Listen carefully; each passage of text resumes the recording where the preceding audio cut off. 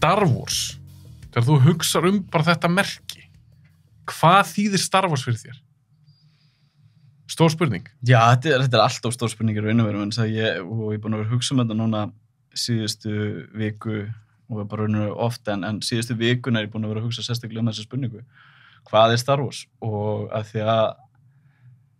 því að maður horfir á eitthvað svona eins og Andor sem ekki með þessum íkonískum öflum eins og Sith og Jedi, þá hvað þá eftir? Hvað Star Wars? Það andspyrnuhreyfingin? Það munaðarleysingin á ruslplándinni? Þetta svo flókið. Það samt einhver svona atmos, einhver svona umhverfi sem við skiljum strax. Og það bara eitthvað sem Lucas setti bara strax úrlega inn í, bara hvernig það byrtist, þessi byrjun, pláneta, gameskip, þú veist bara, pláneta, gameskip, þú veist bara, ég konið Star Wars heim? Það tónlistin? Þetta rosalega flókið. Þetta flókið spurning. Að því að það einhvers staðar, þú veist þetta Star Wars, en það erfitt að negla það niður, en kannski það bara þér sagt þetta Star Wars, og þá bara samþykkir það. Og þá spurningin, eitthvað í þessu sem dregur þig út, eitthvað sem stöðar þig og hugsar nei, býtu nú þetta og ekki heima hérna. Og það svolítið það sem ég hef verið að pæla síðan Disney keypti. Og það svona hlutir sem svona stöða mig, kippa mér út úr disbeliefinu. Sem þér finnst þá kannski ekki eiga heima í Star Wars þætti eða Star Wars mynd? Já, en þú veist, kannski ekki heima, en allan svona stöða mig, svona trufla mig. En eins og með Andor, við munum kafa þessi í þessa seríu. Já. Eftir smástund, ég ætla aðeins að spyrja það fyrst út í bara með Star Wars og svona myndirnar og kannski fyrir seríur á Disney+. En eins og Andor, þetta rosalega öðruvísi Star Wars efni. Jú, kannski það sem líkast þessu Rogue One. Já. Myndin. En fyrir utan hana, þá á ég rosalega erfitt með að setja Andor, ef við tökum bara lúki og feelingun í seríunni, ég rosalega erfitt með að setja þetta alveg hliðin á Phantom Menace eða Force Awakens. Já, þetta Tekur undir það? Já, en þetta samt alveg þetta þessi munaðarleysingi sem elst upp við aðstæður í erfiðar aðstæður ættleiddur í raunur af eitthvað svona safnara fjölskyldi sem að stela auðlindum hér og þar heiminn. Og þetta svolítið, maður bara fær beint í Luke aftur. Luke var var þessi tinkergaur sem var alltaf fíkt í tækninni. Hann bjó ættleiddur af frænda sínum frænda sínum, þannig séð. Og þetta svona, vera á þessari sandplánutu, þetta svona mismunandi, þetta allt einhvern veginn sandplánutur. Ótrúlega að þetta sé ekki til. Það hugsanlega, kannski þetta sandplánutur þegar það ekki terraforming í gangi. Já, eða kannski alltaf bara svona haldið, verður þetta ekki vera sandplánuta? Allan ekki 2 sólir á hverju einasta stað, það væri þetta ekki valmöguleiki í raunveruleikunum. En eins og bara með Andor, ég meina, bara dramatíkin og svona í þessu, það fyrir mitt leyti, mér fannst þetta að vera að mörguleiti fullorðinslegra heldur margt sem það hafa gert áður. Þú ert ekki saman því? Jú, þetta klárlega fullorðinslegra, það ekkert eitthvað krakka element í þessu, það engin... Þið líður ekki eins og sé að selja dót?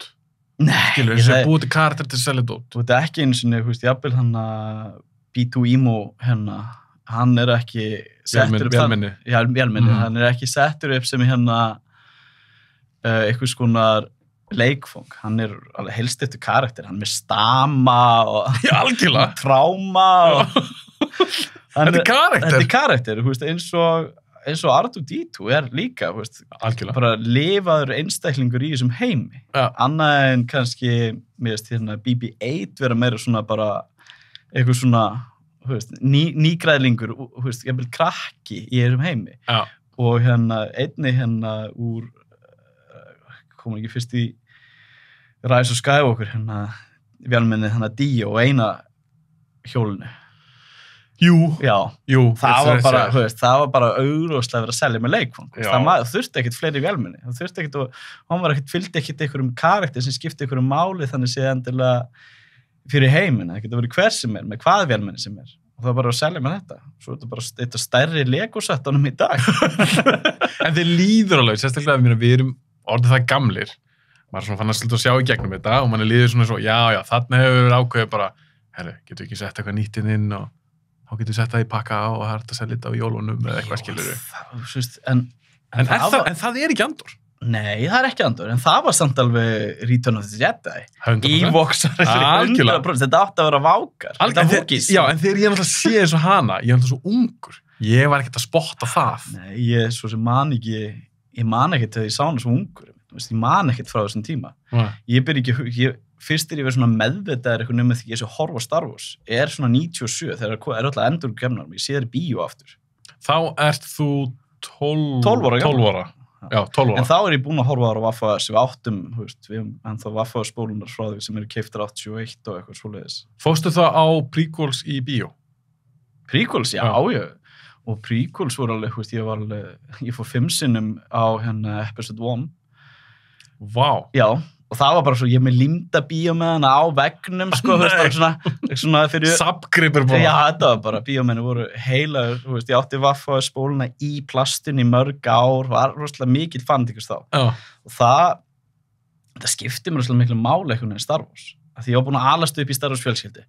Mamma talaði alltaf það, hún fór á 1977 á myndina, hún fór eitthvað double date með pappa og einhverjum öðrum og var bara eitthvað, hvað í andskotunum er þetta einhverju game mynd og hún kom út bara og er hún búin að vera þá aðdáandi síðan þá? Aðdáandi ekki aðdáandi, mamma er ekkert eitthvað svona bíóaðdáandi. Finnst þetta skemmtilegt? Henni finnst þetta skemmtilegt. Hefur hún séð meðlutina af þessu? Já, og hún er búin með Andor og... Já, það er meiri mamma mín, hún meikar ekki eitthvað Star Wars stótt og bara glemdi því. Leið og ég seldi henni Disney Plus með því að þú getur hort á allt Star Wars aftur og bara, já, Star Wars, það er enda svolítið skemmtilegt. Og veistu það, tók hún gamlu myndunar aftur?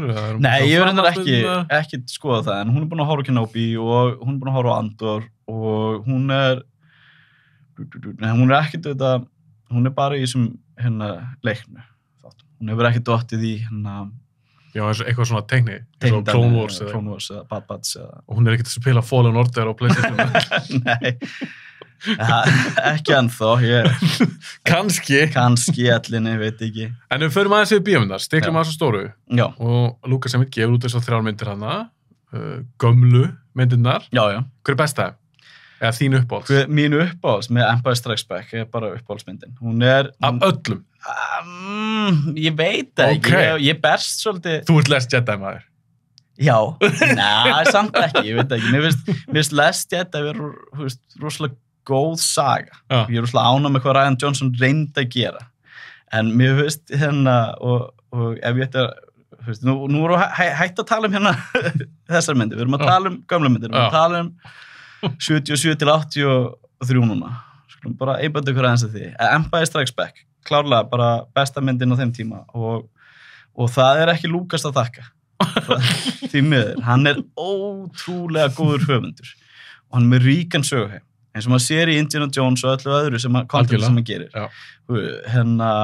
Willow, bara álæðslega ríkur söguheimur. Æðislegt.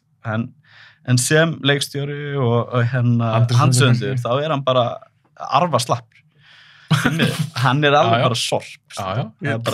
Ég tek undir það. Hann pankar út þessari ömurlegum setningum. En hún er með berga, finnst mér, þar. Og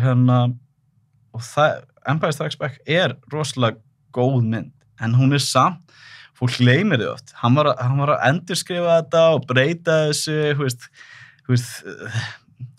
átti veitir að vera pappa hans, það var ekkert Leia og Luke, sískinni, nei, allt, Empire Strikes Back endar á þessu svolítið svona opnu með það og... Þú meina að hann var kannski búin að ákveða allt eitthvað svakalega? Nei, hann var bara writing as it goes, mjög lengi. Kannski bara viss heppni þá, hann gert eitthvað svona gott. Munurinn er þetta, hann var með fólk og hann að bakvið sig, að sem var mjög hægt og sagði nei við hann, þetta bara, þú ert að kafna í eigin hugmyndum og hann, þú ert bara aðeins að stiga frálega okkur aðeins að sikta út úr þessu. Og bara Loris Kastan og Richard Marquand, einstaklingar sem voru þannig af öðrum ástæðum, af hverju var hann ekki, hann þekkti fullt af stórum leikstjórum, af hverju var hann ekki með allar þessar stóra vini sína í að gera þessar stóru myndir. Veistu svarið við því? Svarið við því einfallega að hann vildi ekki kreditin einn stórum, hann vildi að þetta væri alltaf bara George Lucas in a galaxy far away. Hann var að vera utan öll þessi félug, af því að innan lagalega ramma, að þú kemur kreditið oft undan í titlum á hanni. Vá, ég aldrei pælt í þessu, þetta góða punktur. Það bara þarf að byrja á królinu, það má ekki vera eitthvað nafn. Og það líka, ef það nafn, þá þetta ekki lengur Lucasmynd eða Star Wars heimur það bara, og það villa sem gerir síðan þegar Disney kemur, þau skilja ekki hvað Star Wars þannig sé. Takk kærlega fyrir að hlusta eða horfa á þessar fyrstu mínútur af þessum áskriftu þætti, en til þess að horfa á hann eða hlusta á hann í heild sinni, þá þurfa að fara á bioblaður.is og gerast áskrifundur. Endilega kíkja á þetta er bara 1.099 krónur á mánuði og ég að fara að dæla inn alls konar skemmtilegum áskriftuþáttum. Kíkja á bioblaður.is